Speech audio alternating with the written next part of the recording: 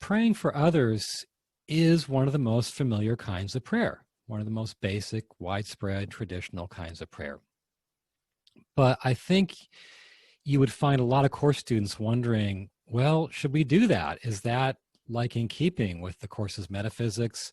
We don't talk a lot about praying for others in course circles. I don't hear it. I don't know if any of you do.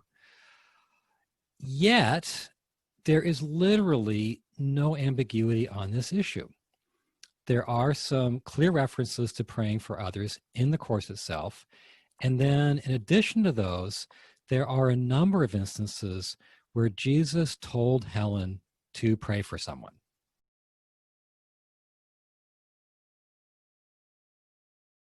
So there's this central theme that emerges from most of the instances of praying for others in the course and in Helen's personal guidance and experience. And that big theme is praying for the minds of others.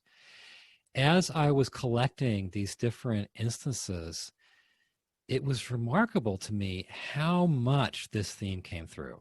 And so a lot of the class here is I just want to tell 9 different stories, very quickly each one, but 9 stories from the course, from Helen's personal guidance and personal experiences that all illustrate this same theme. And you only notice it once you put them all together, because we're so used to, well, you pray for that person's having a problem in their life, in their finances, in their health, right, in their relationships, and you pray for that problem. But once you put these stories together, you see that they're very different, a different approach to prayer. So the first one takes place in the summer of '65, before the dictation of the course starts. And Helen has this dramatic experience. She's working with Bill, and she says, "Quick, Bill, Joe, your friend from Chicago, is thinking about suicide. We must send him a message right away." So they sat down right then, and they sent Joe, quote, "an earnest mental message." And the message was this: the answer is life, not death. To their surprise, Bill found out that evening that Joe had been depressed earlier in the day and had actually picked up a gun, quote, "but something held him back," which is such a fascinating story.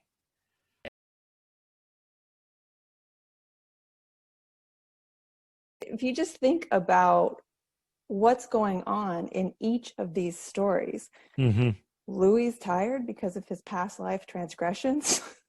The Holy Spirit will ensure that minds connect, that Helen and her mind could actually have some effect on Joe. I mean, all of it is just extraordinary. And I'm tempted to sort of pick apart every story, but we can't. We obviously don't have the time for it. But I know you're getting to this, but as we have been talking about the Song of Prayer and ascending the ladder of prayer and getting to the top of union with God and union with our brothers, the natural question becomes, well, how do we do that? And what you've done here is compiled all these stories that are so different in nature, and yet they all come together and say the same thing. It's about praying for the mind of the other.